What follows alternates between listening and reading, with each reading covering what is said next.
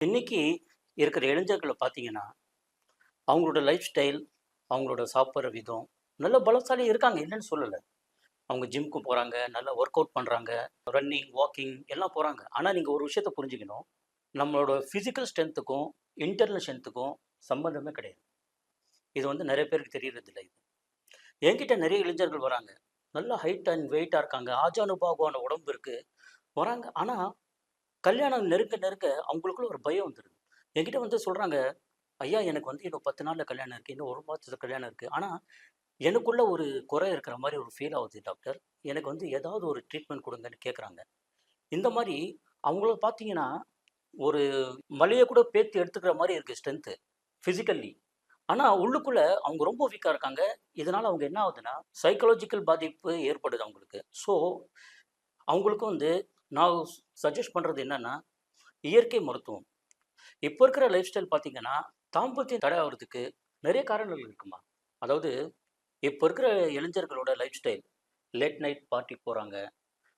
விடிய காத்தால 2 மணிக்கெல்லாம் வந்து தூங்குறாங்க. Night shift. அதுக்கப்புறம் பார்த்தீங்கன்னா, குடிப்பழக்கம், ஸ்மோக்கிங்கு. இங்க வந்து பாதிக்கப்படுறது பெண்கள் மட்டும் இல்ல, ஒட்டுமொத்த குடும்பமும் பாதிக்கப்படுது. இது வந்து நிறைய பேருக்கு தெரியறதில்ல. ஐயா, மேலும் ஒரு கேள்வி. அன்னைக்கு இருக்க காலத்துல தாத்தா பாட்டி எல்லாம் ஒரு 10, 15 குழந்தைங்கள பெத்து அவங்க ரொம்ப சந்தோஷமா ஹாப்பியா இருந்தாங்க.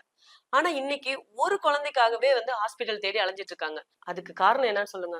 அதாவது அந்த காலத்துலலாம் நீங்க சொன்ன மாரி, நம்ம முன்னோர்கள் வந்து வயல்ல வேலை செஞ்சாங்க. உடம்ப வருத்தி வேலை செஞ்சாங்க. சரிங்களா? ஸோ, அவங்க என்ன பண்ணுவாங்கன்னா, டெய்லி காலையில போயிட்டு நல்லா உழைச்சு, கூழு, அந்த கஞ்சி அந்த மாரி குடிச்சு, கட்டுக்கோப்பா வச்சிருந்தாங்க உடம்ப. இன்னொன்னு பார்த்தீங்கன்னா, இந்த காலத்து மாதிரி டெக்னாலஜிலாம் கிடையாது. ஸோ, அவங்க வீட்டுக்கு வந்து கணவன், மனைவி ஒருத்தருக்கு ஒருத்தர் பேசிப்பாங்க. அந்த காலத்த விட இந்த காலம் கம்பேர் பண்ணா, ஒரு குழந்தைக்கே நாம வந்து ரொம்ப கஷ்டப்படுறோம்.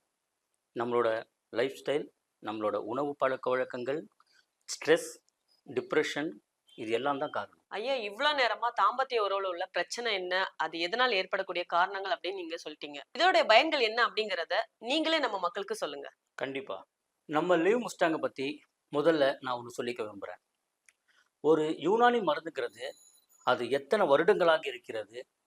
அது எவ்வளோ நம்பிக்கைத்தன்மையாக இருக்கிறது? அந்த மாரி வெளிய சுத்துற வேலை பண்றீங்களா? எப்படி? ஐடி செக்டர்ல மேக்ஸிமம் நைட் ஷிஃப்ட்ல தாங்க இருக்கேன். Night shift.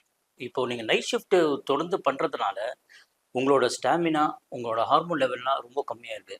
இதுதான் ஒரு ரீசன் வந்து நான் உங்களுக்கு ஒண்ணு ரெக்கமெண்ட் பண்றேன். நம்ம லீவ் முஸ்டாங் கேப்சூல்ஸ எடுத்துக்கோங்க.